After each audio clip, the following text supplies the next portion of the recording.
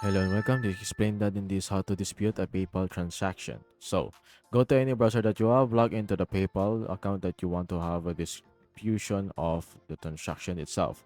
So, make sure that you have your phone number and Gmail ready for this to happen because they will contact you since this is regarding a very sensitive information and also money involving as well. So, go to the Resolution Center under Help, and in here, you should be able to see all the transactions that you had in the past within 90 days. So if you don't see anything, for example, it was cleared out, you just need to contact them directly through their phone number or Gmail account.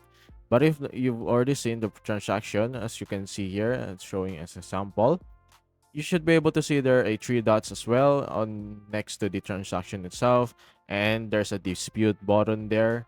You should be able to tap on it or click on it, but preferably for the safety of you and also the PayPal community itself, you just need to contact them with their contact customer service.